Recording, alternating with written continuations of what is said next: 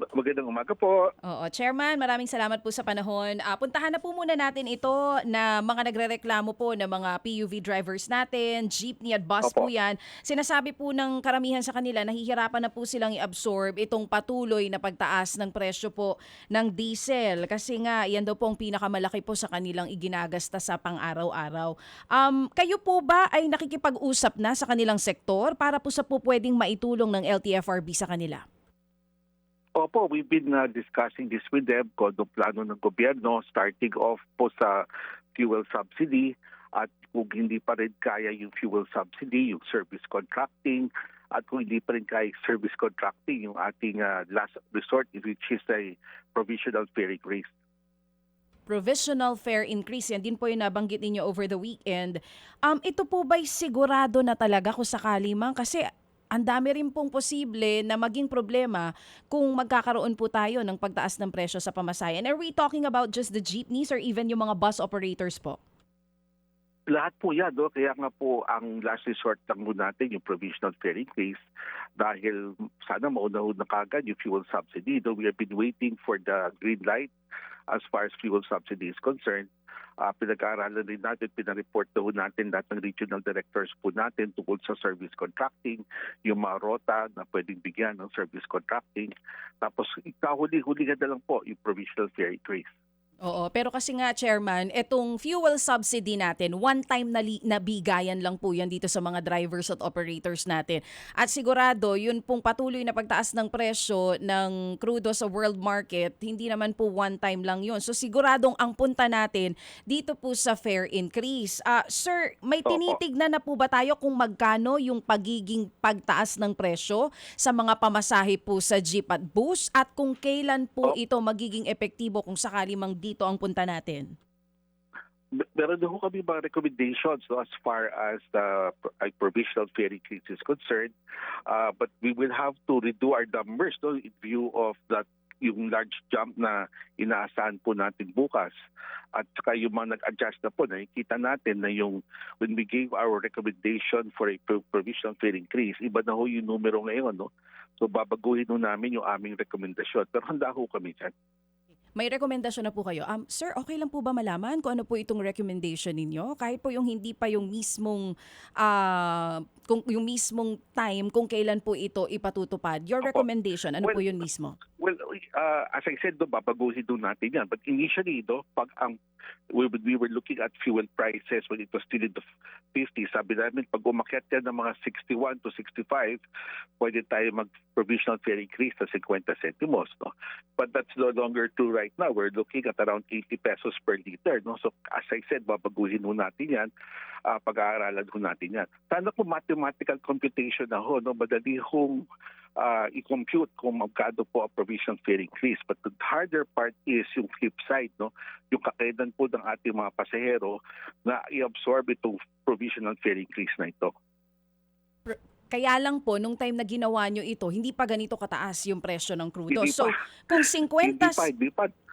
Chairman. Kung 50 centimos po Oo. ang nasa initial recommendation, what are we looking at now? More than a peso or 2 peso increase po ba sa pamasahe sa jeep? At sa bus po, At ganito rin po ba? 50 centimos din po ba yung tinitignan natin or iba rin po sa kanila? ang rule of thumb po kasi for every 10 peso increase in the price of the pump price ng fuel po, 1 piso po ang kailangan idagdag natin sa pamasahe para ma-absorb yung pagtaas ng presyo ng crudo, ng diesel for 10 pesos. No? So that's the rule of thumb. For every 10 pesos, piso ang kailangan po natin i-adjust. So depende ho ganong kalaki po itong akit din natin. No? But that's our rule of thumb as far as the jeepneys are concerned. So bus po, ang pinag-uusapan ho dyan sa metro buses, pag 2 piso. No? Ito naman ho, ang adjustment ho natin, ganun din po. No? For every 10 peso increase, we're looking at 1 peso adjustment. Opo. Ito po ba will be this effective this week? Kasi bukas na po yung sinasabi nila na Alam matindihang nyo, pagtaas. Sige po, Chairman. alam nyo, much as we would like to, we're just also waiting for the green lights. No? Kaya sabi ko, ang panghuli nating option talaga ay pagtaas ng pamasahe. No? What we would like, we are hoping na malabas na kagad natin kaagad-agad itong fuel subsidy at saka yung service contracting. Kahit paano, mayroon pa naman other options guys sa provincial buses, no? Yung they have requested, baka pwede ma-adjust yung toll fees, no? Which is also a big chunk of their expense, no? Kahit paano makakatulog. So itong mga other alternatives po natin ang aming po tinutulak. Then when all things, kung kulang pa rin po, nandyan pa naman yung provisional fare increase po natin. Sige. Ito mas himayin pa natin to. Just Sige po. for clarity po, Chairman, sa 10 pesos dagdag sa pump price po per liter ng diesel, 1 peso ang dagdag for jeepneys. Ito po doon sa minimum fare, right? Correct po. Okay, sige. Sa bus po, pag 10 pesos, magkano po dapat? Sa mga metro buses? Sa metro buses po, one moment po.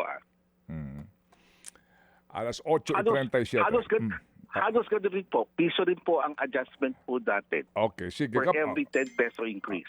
So, kapag provincial buses? Per kilometer naman po adjustment po dyan. Ang aming rekomendasyon ho, 30 centimos ang iakyat po natin in the meantime. Per kilometer? For every kilometer. Okay, Per sige. kilometer po. Opo. Ito hong subsidy po ng gobyerno, hindi naman po ito lahat makakakuha, di ho ba? Sa inyo pong rehistrado na mga jeepney sa buong Pilipinas, vis-a-vis doon po sa halaga na maibibigay sa kanila. Meron ba kayong komputasyon kung magkano po, kung lahat sila makakakuha o meron lang pong particular na mga lugar ho na mabibigyan? Sa jeepney po, no, ang count ho namin ay 136,980 traditional jeepneys and 9,183 modern PUJs. So sumatotal po yan, mga 146,000 jeepneys po yan, nationwide. Opo. So kung fuel subsidy, one time lang ho ito na bigay, more or less magkano? Opo. Tigma magkano po sila? At saka ito po ibibigay sa operator. Opo. Ang aming proposal ho ranges from 10,500 to 12,500. No? That will last po siguro 12 to 14 days. Tapos mauubos na rin po yan. Oo, pero ho, yung proseso niyan will take time. Again, kasi, tama? Hindi naman po, no? Kasi halos lahat meron na ho yung land bank card po nila. No? Okay. Ang natitira na lang ho sa jeepney, ang count ho namin, mga 6,700 jeepneys, ang kailangan po ho makakuha ng card. So, pag na-download ho sa amin yung pera, i-deposit ho namin sa land bank yun, tapos i-deposit na po ng land bank sa individual cards ng ating mga operator driver. Opo. Paano po sa mga bus companies, metro at provincial po, Chairman? Sa aming proposal po, hindi kasama po ang bus. Hindi sila kasama. So i-absorb ng mga kumpanya ang ang effect nito pong mataas na presyo ng diesel. Ito na ho ang aming recompute ngayon, no? A scenario wherein isama po mga bus, which we will be finalizing today, kung magkano magkakahatian po dyan given the fixed number ng fuel subsidy. So, meron ho tayong mga bagong scenario po ngayon na kasama na po ang provincial at saka metro buses. Apo, but that is again under study. So, paano po ngayon? Meron na po mga bus companies daw po, sabi po ng Provincial Association ng mga bus operators, na yung iba po, hindi na babiyahe na muna. So may mga ruta daw ho na baka walang masakyan ang mga gusto umuwi ng probinsya. Tama ho yan, no? Naapektuhan ho yung number of trips ng ating mga bus operators. That's why we have made the recommendation already on this. No? Kung kakayanin, ibigay yung dalawa po hinihingi nila, yung reduction ng toll fees at saka provisional fare increase. No? So yun po ang aming kinakusap ngayon kung pwede na namin ibigay ho to. Reduction of toll fees, that will, again, that's under study. Ano ho yan? Okay. Hindi po. Opo. May discussions na po as early as a few weeks ago doon nabawasan talaga ang toll fees. Pero hindi ko lang po alam. Tama po ko, hindi ko po alam kung kailan ito mapapatupad yan. Okay. Paano po? Ang control talaga namin is provisional fare increase.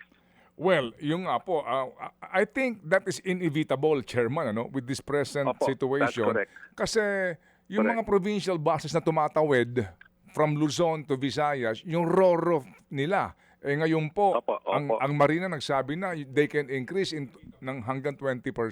So yung pong provincial bus operator, talagang palaki ng palaki ang kanya pong aabonohan dito sa kanyang ruta. Kasi maliban doon po Opo. sa toll fee, kung dadaan ka ng SLEX, tapos dadaan Opo. ka tatawid ka sa dagat, at pagkatapos po daw, Chairman, mukhang dahil sa malayo ito sa Metro Manila, yung presyuhan ng diesel doon sa kanila pong mga dadaanan para mag-refuel, hanggang pa lang po 80 na per liter ng diesel eh. So, paano Opo, kaya yung Chairman? tama kayo dyan. Well, kami po, ang aming recommendation is to grant the provincial fare increase. Talagang hindi po maiiwasan na. Kumbaga, Chairman, ano po? No? Opo. I agree po. Okay, sige. We're talking about jeepney, metro buses, and provincial buses. Yung mga taxi. Kasama po yan. Meron pong kasama sa fuel subsidy po ang taxi at meron rin nakaabang na provisional fare increase rin po sa taxi.